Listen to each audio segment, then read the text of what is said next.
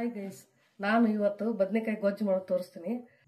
ಬದನೆಕಾಯಿ ಗೊಜ್ಜಿಗೆ 2 ಬದನೆಕಾಯಿ ತೊಗೊಂಡು ದೊಡ್ಡ ದೊಡ್ಡದಾಗಿ ಹೆಚ್ಚಿದ್ದೀನಿ. ನಾನು ಒಂದು ಈರುಳ್ಳಿ ತೊಗೊಂಡಿದ್ದೀನಿ, ಒಂದು ಟೊಮೆಟೊ ತೊಗೊಂಡಿದ್ದೀನಿ, ಒಂದು ಗಡ್ಡೆ ಬೆಳ್ಳುಳ್ಳಿ, ಸ್ವಲ್ಪ ಕರಿಬೇವು ತೊಗೊಂಡಿದ್ದೀನಿ, ಒಂದೆರಡು ಹಸಿಮೆಣಸಿನ್ಕಾಯಿ. ನಿಮ್ಮ ಖಾರಕ್ಕೆ ಎಷ್ಟು ಬೇಕೋ ಅಷ್ಟು ಹಾಕೊಳ್ಳಿ. ಮೊದಲು ಕುಕ್ಕರ್ ಇಟ್ಕೊಂಡು ಅದಕ್ಕೆ ಒಂದು 3 ಟೇಬಲ್ ಸ್ಪೂನ್ ಅಷ್ಟು ಆಯಿಲ್ ಹಾಕೋಬೇಕು. ನಿಮ್ಗೆ ಎಣ್ಣೆ ಜಾಸ್ತಿ ಬೇಕಾದ್ರೆ ಹಾಕೊಳ್ಳಿ, ಕಡಿಮೆ ಬೇಕಾದ್ರೆ ಹಾಕೊಳ್ಳಿ. ನಾವೊಂದು 3 ಸ್ಪೂನ್ ಅಷ್ಟು ಹಾಕೊಂಡಿದ್ದೀನಿ. ಎಣ್ಣೆ ಕಾಯಿಲಿ.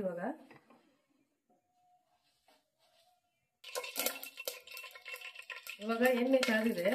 1 ಸ್ಪೂನ್ ಅಷ್ಟು ಜೀರಿಗೆ ಹಾಕ್ತಾ ಇದ್ದೀನಿ, ಸ್ವಲ್ಪ ಕರಿಬೇವು, ಬೆಳ್ಳುಳ್ಳಿ, ಸಾಸಿವೆ ಹಾಕಿದ್ರೆ ಒಂಥರ ಆಗುತ್ತೆ, ಬರೀ ಜೀರಿಗೆ ಹಾಕೊಂಡಿದ್ದೀನಿ ನಾನು.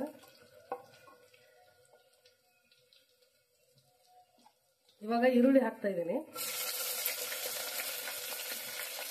ಎಲ್ಲ ಒಟ್ಟಿಗೆ ಹಾಕೊಂಡ್ಬಿಡ್ಬೇಕು, ಸ್ವಲ್ಪ ಕೆಂಪು ಹಾಕ್ತಕ್ಕಂಥ.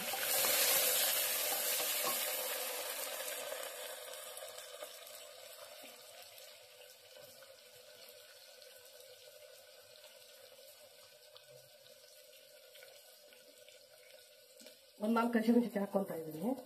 ನಿಮಗೆ ಖಾರಕ್ಕೆ ಎಷ್ಟು ಬೇಕೋ ಅಷ್ಟು ಹಾಕೊಳ್ಳಿ.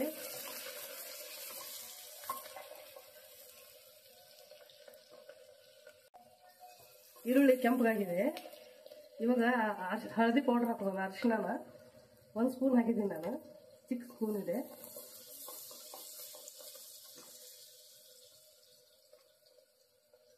ಇವಾಗ ಟೊಮೆಟೊ ಹಾಕೋಣ.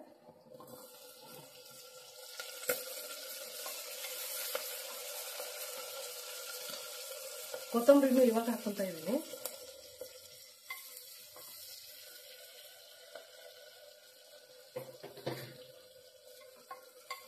ಟೊಮೆಟೊ ಸ್ವಲ್ಪ ಬಾಡಬೇಕು.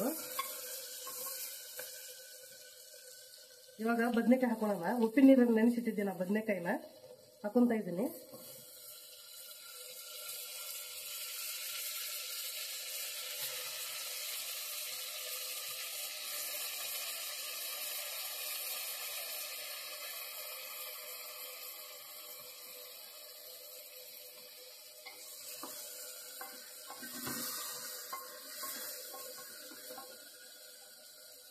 ರುಚಿಗೆ ತಕ್ಕಷ್ಟು ಉಪ್ಪು ಹಾಕೋಣ.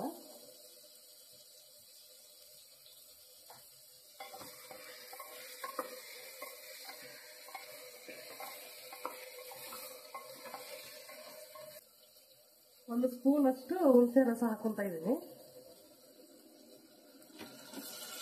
ಬೇಕಂದ್ರೆ ಹಾಕೊಳ್ಳಿ, ತಿನ್ಲಿಕ್ಕಂದ್ರೆ ಹಾಕೋಬೇಡಿ. ಹುಣಸೆಹಣ್ಣು ಹಾಕಿದ್ರೆ ಕೆಟ್ಟ ಹೋಗಲ್ಲ ಬೇಗ.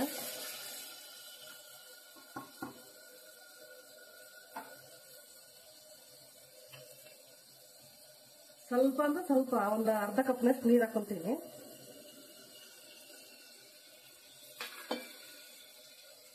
ಇವಾಗ ಕುಕ್ಕರ್ ಮುಚ್ಚಿಬಿಟ್ಟು 1-2-3 ವಿಸಿಲ್ ಬಡಿಸ್ತೀನಿ.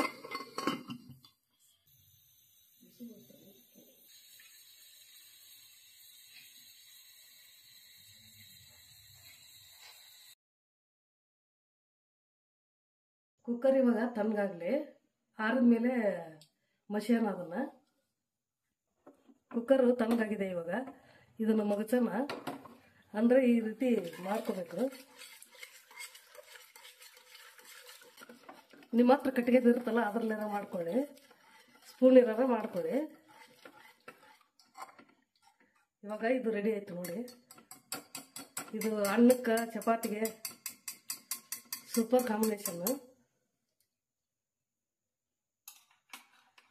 1-2 ನಿಮಿಷದಲ್ಲಿ ಆಗೋಗುತ್ತೆ ನೋಡಿ. ಈ ಥರ ಬಂದಿದೆ.